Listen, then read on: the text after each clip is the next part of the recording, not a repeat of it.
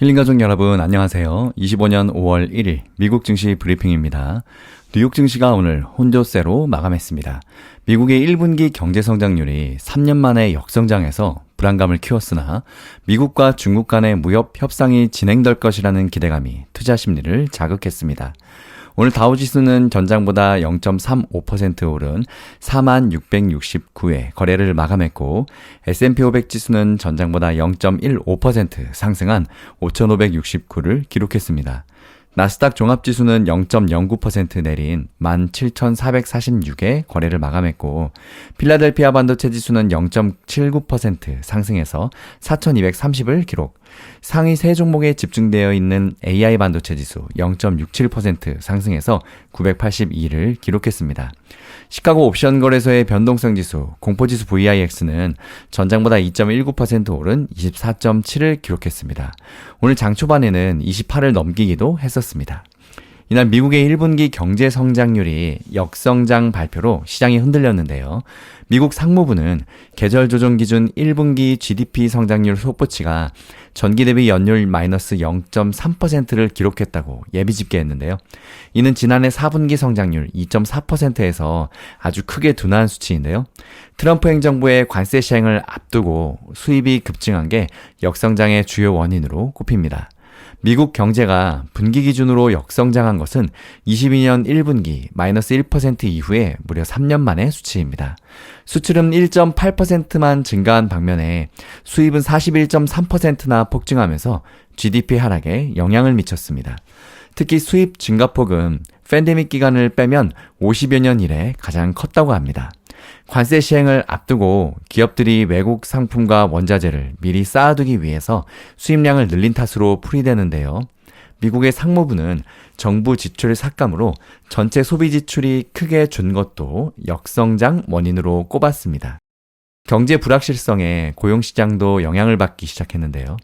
4월의 민간 일자리는 한 달 전보다 6만 2천 명 증가하면서 전망치의 절반 수준에 그쳤습니다. 역성장 충격에 오늘 장 초반 뉴욕 3대 증시 급락의 원인이었습니다. 트럼프 대통령은 주식시장은 하나의 지표일 뿐이라고 말했는데요. 저는 주식시장을 최종 목표로 보지 않습니다. 주식시장은 하나의 지표일 뿐이고 진짜 중요한 지표는 실제로 무슨 일이 벌어지고 있는가입니다. 라고 말했습니다.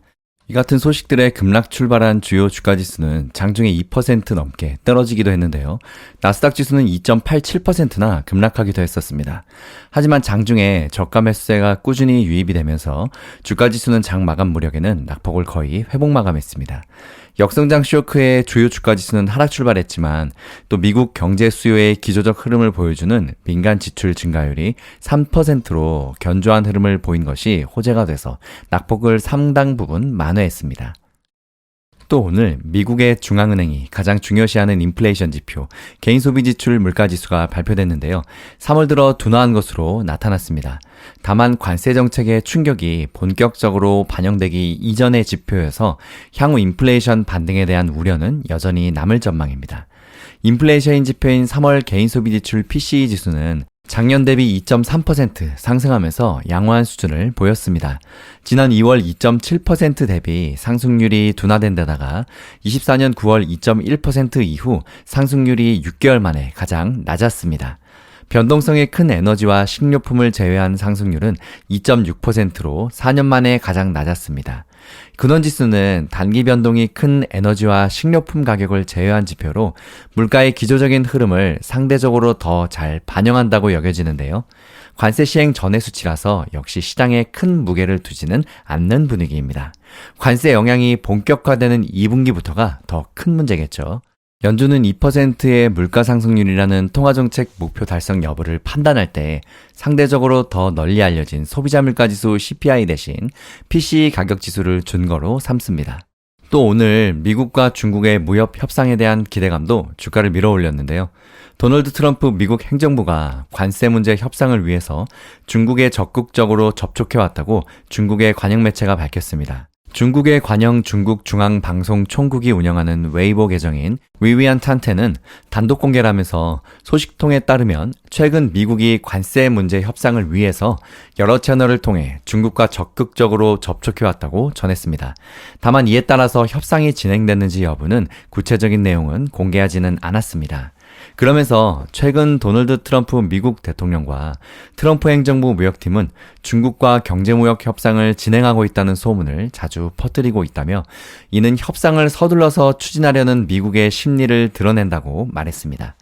이 같은 소식에 오늘 S&P 500 지수는 순간 30포인트 가까이 급등하기도 했었습니다.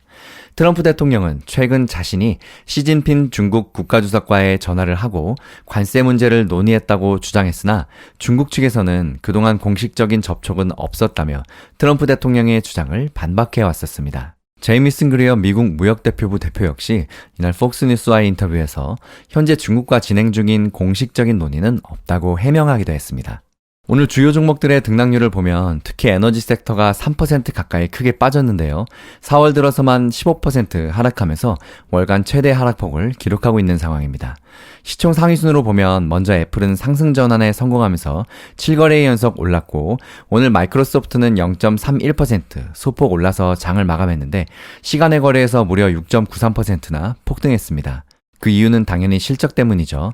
또 정규 거래를 0.98% 내린 $549로 마감한 메타도 시간의 거래에서 5.36% 같이 급등했습니다. 역시 실적 발표 때문이겠죠.